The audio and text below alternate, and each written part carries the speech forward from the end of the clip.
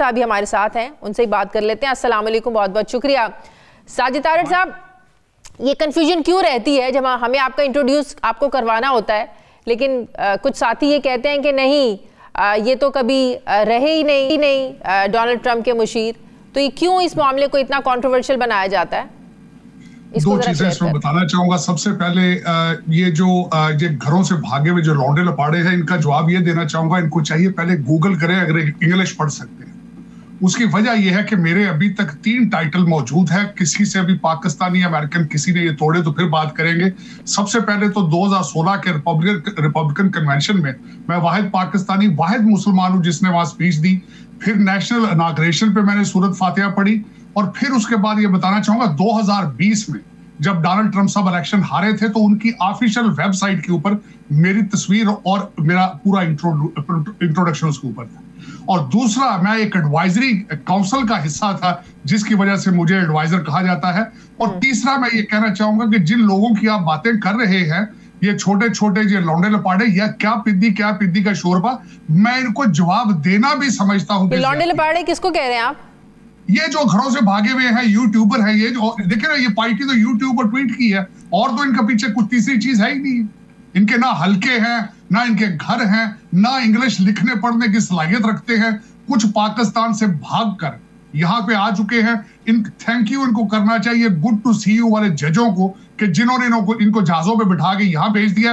अब इनको डॉलरों की लत लग गई है।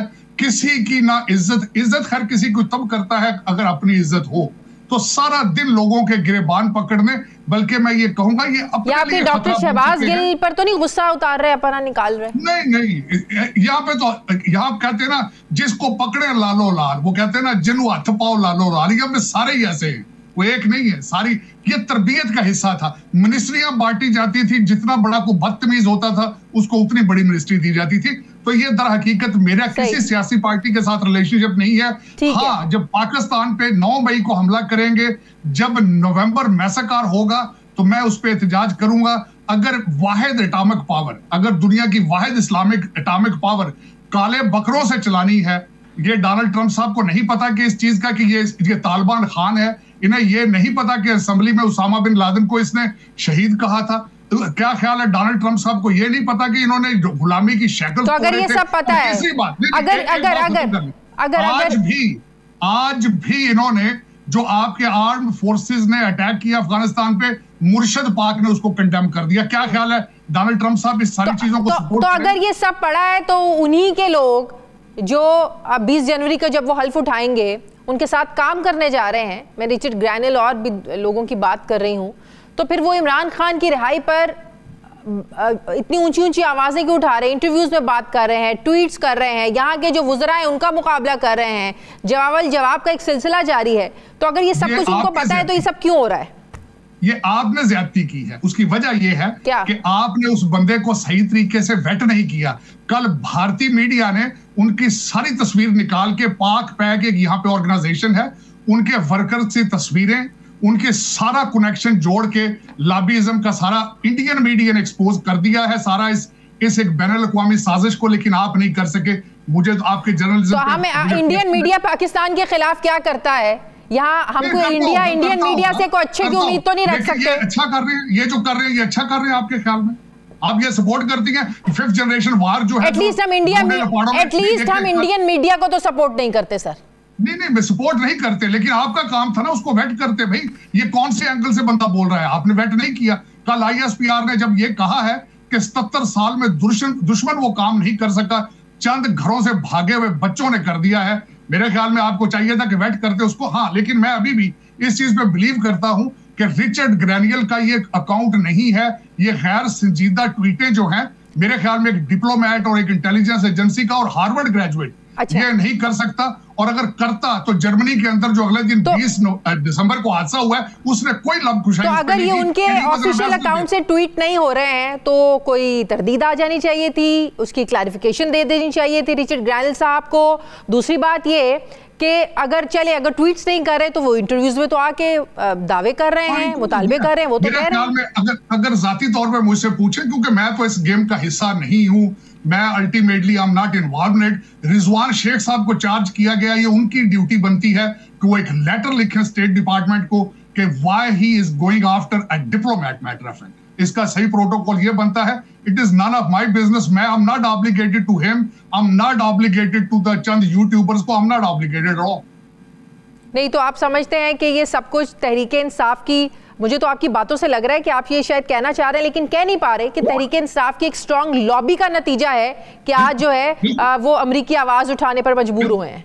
देखिए, पाक पैक ये वही ऑर्गेनाइजेशन है, चंद डॉक्टरों की ऑर्गेनाइजेशन है जिन्होंने 44 या 46 कांग्रेसमैनों से साइन कराए थे।